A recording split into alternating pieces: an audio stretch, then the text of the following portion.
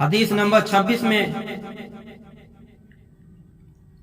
ابن ماجہ ابی سعید خدری رضی اللہ عنہ سے روایت ہے، فرماتے ہیں کہ رسول اکرم صلی اللہ تعالی علیہ وسلم جو گھر سے نماز کو جائے اور یہ دعا پڑھے، اللہم انی اسألک بحق السائلین علیک وبحق ممشایا ھذا فإنی لم اخرج اشرا ولا بطرا ولا ریاء ولا سمعتا وخرجت اتقاء سخطك وابتغاء مرضاتك فاسألك أن تعيذني من النار وأن تغفر لي ذنوبي إنه لا يغفر الذنوب إلا أنت۔ اس کی طرف اللہ تعالی اپنے وجہ کریم کے ساتھ متوجہ ہوتا ہے اور 70,000 فرشتے اس کے لیے استغفار کرتے ہیں۔ سبحان اللہ سبحان اللہ۔ اور میرے آقا صلی اللہ تعالی علیہ وسلم جب کوئی مسجد میں جائے اور یہ کہے اللہم افتح لی ابواب رحمتک، اور جب نکلے تو کہے اللہم انی اسألک من فضلک۔ جب مسجد میں حضور اکرم صلی اللہ تعالی علیہ وسلم جاتے تو کہتے اعوذ باللہ العظیم بوجہہ الکریم وسلطانہ القدیم من الشیطان الرجیم۔ فرمایا جو اسے کہہ لے تو شیطان کہتا ہے مجھ سے تمام دن محفوظ رہا۔ اور ایک روایت میں ہے کہ جب مسجد میں حضور داخل ہوتے تو درود پڑھتے اور کہتے رب اغفر لی ذنوبی وافتح لی ابواب رحمتک۔ اور روایت ترمذی، امام احمد، ابن ماجہ کی روایت میں ہے کہ جاتے اور نکلتے وقت بسم اللہ والسلام علی رسول اللہ کہتے، اس کے بعد دعا پڑھتے۔ سبحان اللہ۔ درود پاک پڑھیں، اللہم صلی علی سیدنا و مولانا محمد وبارک وسلم صلاۃ و سلاما علیک یا رسول اللہ صلی اللہ تعالی علیہ وسلم۔ سرکار دو عالم صلی اللہ تعالی علیہ وسلم فرماتے ہیں اللہ تعالی کو سب جگہوں سے بہتر جگہ، محبوب جگہ مسجدیں ہیں اور سب سے زیادہ مقبوض بازار ہیں۔ خراب جگہوں میں خراب جگہ بازار ہے۔ اسی کے مثل جبیر بن مطعم، عبداللہ بن عمر، انس بن مالک سے مروی ہے کہ نبی اکرم صلی اللہ تعالی علیہ وسلم فرماتے ہیں 7 شخص جن پر اللہ کا سایہ کرے گا اس دن اس کے سائے کے سوا کوئی سایہ نہ ہوگا، یعنی قیامت کے دن۔ امام عادل اور جو ان جس کی نشو نما، اور وہ جوان جس کی نشو نما اللہ کی عبادت میں ہوئی، جوانی اللہ کی عبادت میں گزری، اور وہ شخص جس کا دل مسجد کو لگا رہا، مسجد کو لگا ہوا ہے کہ ابھی اذان ہوگی ظہر کی پہنچیں گے، پھر مغرب عصر کی ہوگی پہنچیں گے۔ اور چوتھا وہ شخص، 2 شخص کی باہم اللہ کے لیے دوستی رکھتے ہیں اور اسی پر جمع ہوں، اسی پر متفرق ہوئے۔ 5واں وہ شخص جسے کسی عورت صاحب منصب اور جمال نے بلایا، اس نے کہہ دیا میں اللہ سے ڈرتا ہوں۔ نمبر 6 وہ شخص جس نے کچھ صدقہ کیا اور اسے اتنا چھپایا کہ بائیں کو خبر نہ ہوئی، داہنے نے کیا خرچ کیا، داہنے نے کیا خرچ کیا۔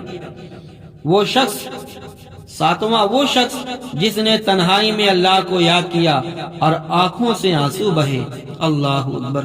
اللہ تعالی ہم سبھی کو ان باتوں پر عمل کی توفیق دے۔ مدینے والے مصطفیٰ صلی اللہ علیہ وسلم فرماتے ہیں کہ تم جب کسی کو دیکھو کہ مسجد کا عادی ہے تو اس کے ایمان کی گواہ ہو جاؤ۔ اللہ تعالیٰ فرماتا ہے مسجد وہی آباد کرتے ہیں جو اللہ اور پچھلے دن پر ایمان لائے۔ اللہ اکبر۔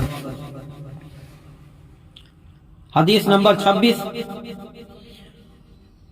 سرکار دو عالم صلی اللہ علیہ وسلم فرماتے ہیں مسجد میں تھوکنا خطا ہے اور اس کا کفارہ زائل کر دینا ہے۔ اور فرماتے ہیں آقا صلی اللہ تعالی علیہ وسلم مجھ پر میری امت کے اعمال اچھے برے سب پیش کیے گئے، نیک کاموں میں اذیت کی چیز کا راستہ سے دور کر دینا پایا اور برے اعمال میں کہ تھوک مسجد میں زائل نہ کیا گیا ہو۔ سب سے بہتر کام ہے میرے اللہ تبارک و تعالی کے پیارے رسول فرماتے ہیں کہ راستے سے تکلیف دہ چیز کو ہٹا دینا، اور برے اعمال میں تھوک مسجد میں زائل نہ کیا گیا۔ حضور علیہ السلام فرماتے ہیں مجھ پر امت کے ثواب پیش کیے گئے، یہاں تک کہ تنکا جو مسجد سے کوئی باہر کر دے، اور گناہ پیش کیے گئے، اس سے بڑھ کر کوئی گناہ نہیں دیکھا کہ کسی کو آیت یا سورت قرآن دی گئی اور اس نے بھلا دی۔ اللہ اکبر۔ ایک روایت میں ہے کہ جو مسجد سے اذیت کی چیز نکالے اللہ تعالیٰ اس کے لیے ایک گھر جنت میں بنائے گا۔ سبحان اللہ۔ حضور علیہ السلام فرماتے ہیں مساجد کو بچوں اور پاگلوں اور بے اور شر اور جھگڑوں اور آواز بلند کرنے والوں اور حدود قائم کرنے اور تلوار کھینچنے سے بچاؤ۔ یعنی مسجد بنائی گئی عبادت کے لیے، نہ کہ لڑائی جھگڑا کے لیے، بیچنے خریدنے کے لیے۔ ان چیزوں سے بچوں اور پاگلوں سے پاک رکھا جائے۔ سرکار دو عالم صلی اللہ تعالی علیہ وسلم فرماتے ہیں جب کسی کو مسجد میں خرید و فروخت کرتے دیکھو تو کہو خدا تیری تجارت میں نفع نہ دے۔ حضور علیہ السلام فرماتے ہیں ایک ایسا زمانہ آئے گا کہ مساجد میں دنیا کی باتیں ہوں گی، تم ان کے ساتھ نہ بیٹھو، خدا کو ان سے کچھ کام نہیں۔ حدیث نمبر 45، نبی اکرم صلی اللہ تعالی علیہ وسلم نے ایک دن مسجد میں قبلہ کی طرف تھوک دیکھا، اسے صاف کیا، پھر لوگوں کی طرف متوجہ ہو کر فرمایا کیا تم میں کوئی اس بات کو پسند کرتا ہے کہ اس کے سامنے کھڑا ہو کر کوئی شخص اس کے منہ کی طرف تھوک دے؟ سب نے کہا کہ نہیں یا رسول اللہ صلی اللہ علیہ وسلم۔ حضور اکرم صلی اللہ علیہ وسلم فرماتے ہیں جو قبلہ کے جانب تھوکے قیامت کے دن اس طرح آئے گا کہ اس کا تھوک دونوں آنکھوں کے درمیان ہوگا۔ اللہ اکبر۔ یعنی کعبے کی طرف قبلہ کی طرف منہ کر کے تھوکنا منع ہے، نہیں تھوکنا چاہیے۔